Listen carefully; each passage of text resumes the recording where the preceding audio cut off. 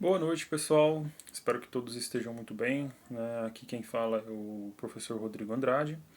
É... Falar um pouquinho sobre a última publicação, que na verdade é uma republicação, já falei sobre esse ocorrido, né, do dia 4, dia 4 de abril, que marca aí o assassinato do Martin Luther King, que é muito rememorado por nós, né? Principalmente dos que fazem parte aí do grupo dos pacifistas, como eu, né? Que pensam em uma revolução que é resultado de protestos pacíficos, né? Fala muito sobre essa questão do pacifismo como algo que não leva a lugar nenhum, mas eu acredito que, pelo menos ainda na minha avaliação, enquanto eu não mude de opinião, ainda é válido, né? A parte da conversa, do diálogo, dos protestos de como não violentos, né? Protestos que têm a ver com de fato, busca de melhorias, né? No caso dele, uma luta por igualdade, né? No caso dele, igualdade racial, né? A gente está falando de um momento histórico dos Estados Unidos em que havia uma segregação muito grande, né? Nós percebíamos nisso todo um movimento da população negra, né? E ali a gente já recebi algumas críticas por falar muito sobre personalidades masculinas, e no caso aí a gente não pode falar de Martin Luther King sem falar também de Rosa Parks, né? Que começou o movimento, né? Que engajou o Martin Luther King, né? O Martin Luther King tem uma relação com esse acontecimento da Rosa Parks. Para quem não sabe, Rosa Parks ela, ela se entra numa poltrona de um ônibus que estava reservado para brancos, né? Ou seja, onde negros não poderiam utilizar o assento dentro do ônibus.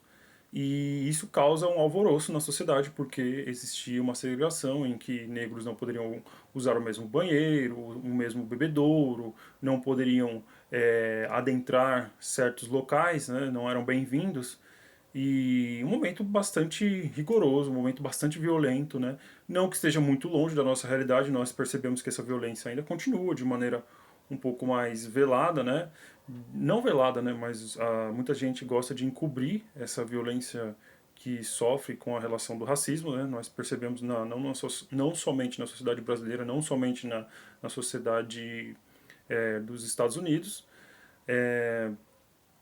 A gente tem alguns filmes que falam sobre isso, né? A gente tem grandes filmes que falam sobre isso que são bem legais, né? A gente tem Mississippi Burns, né? Que eu já comentei há muito tempo atrás aqui sobre ele, que é Mississippi em Chamas, que vai falar um pouco sobre isso.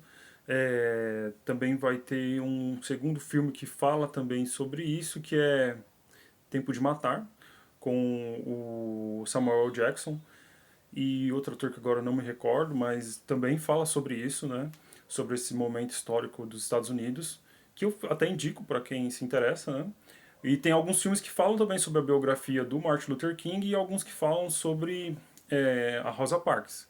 Bom, enfim, esse ocorrido aí marca o atentado, né? Que acabou por assassinar o Martin Luther King e acabou trazendo muita comoção, né? Porque assim como houve recentemente aí aquele problema aliás, ainda está repercutindo muito nos Estados Unidos o problema da invasão do Capitólio. Quando houve a morte do Martin Luther King, muito se especulou sobre qual que era a intervenção do governo, dos políticos nessa morte, quem foi que contratou.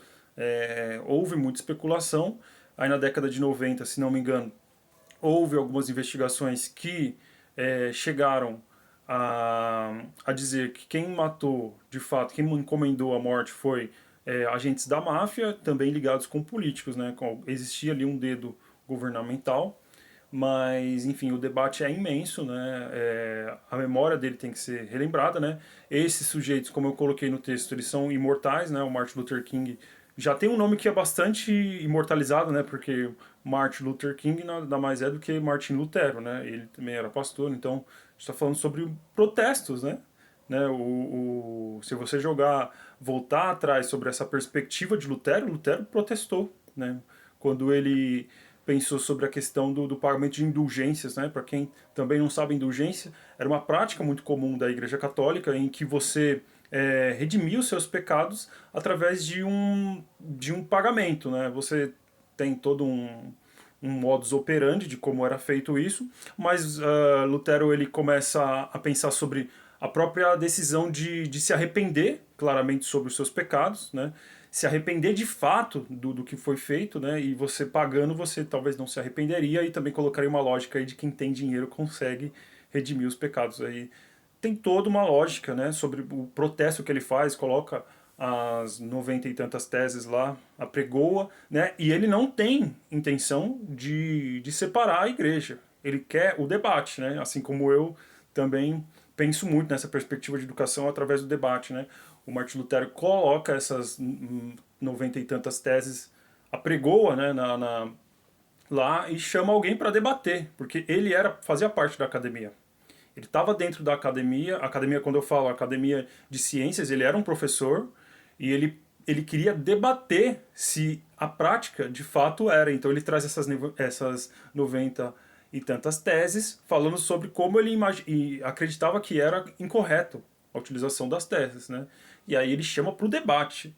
E ele quer, na verdade, uma reforma dentro da igreja, né? Na verdade, ele quer debater para perceber se isso de fato é algo que tem um valor, né? Que de fato é algo realmente necessário. Ele não quer sair da igreja, mas aí acaba tendo um processo todo de mudança, né? A gente sabe o que vai acabar isso, mas então a gente vai falar sobre o movimento protestantista, né? Protestante, né? Ou seja, está protestando, né? Que está na raiz dos evangélicos, né? Sobre essa questão de protestar, né? Eu não sou evangélico, mas dá para falar muito sobre isso. Essa temática religião é muito cara a mim. Mas voltando ao Martin Luther King, e para finalizar o vídeo, porque eu já falei bastante, é um nome memorável, é um nome que está muito em voga, é muito presente ainda na luta, principalmente nessa questão. Vai ter o seu contraponto aí, que é Malcolm X, né, que aí já é uma perspectiva um pouco mais de um protesto diferente, né, e aí eu não vou entrar nesse mérito do Malcolm X, porque eu não estudei tanto ele, tá, até peço perdão, mas você vai ver que a morte dele, apesar dele ter morrido naquela época por causa dos ferimentos da bala que ele sofreu, trouxe também uma grande repercussão para a melhoria da igualdade, dos direitos das populações negras. Tá bom, pessoal? Para não ficar muito longo aqui, vou finalizar o vídeo por aqui. Vou postar no Instagram e também vou postar no YouTube, tá? Para quem não segue lá no YouTube, começa a seguir, tá? Comenta, fica à vontade para fazer o que quiser lá. E vamos seguir no debate, né? Se quiser comentar aqui embaixo, comentar lá no YouTube ou em outros perfis que eu fizer essa postagem, fiquem à vontade, tá? O intuito do perfil, muita gente às vezes quando eu comento, eu gosto de comentar muito, né? O marketing de guerrilha que eu sempre falo para vocês, eu comento em algumas publicações, e aí sempre vem alguém e fala, nossa, um professor totalmente arrogante. Não, arrogante é aquele cara que não aceita outras opiniões, tá? Eu tenho a minha opinião sobre determinados assuntos, e além de eu aceitar, eu quero que existam outras opiniões, tá? Assim como o Lutero também queria, né? Vamos ver se a sua opinião realmente fizer com que eu reflita, eu posso mudar de opinião. Mas enfim, vamos lá, pessoal, vamos finalizar aqui. Um grande abraço a todos, tá? Tô aqui de preto, de luto, né, pela educação. Existe um problema muito grave na educação brasileira que precisa ser debatido, né? A gente está tendo casos aí realmente muito tristes, então eu estou até de preto aqui em luto por tudo que está ocorrendo, né? E a gente precisa repensar essa sociedade, tá? A sociedade na qual estamos inseridos. Beleza, pessoal? Vamos finalizar por aqui. Até mais, um grande abraço e tchau, tchau.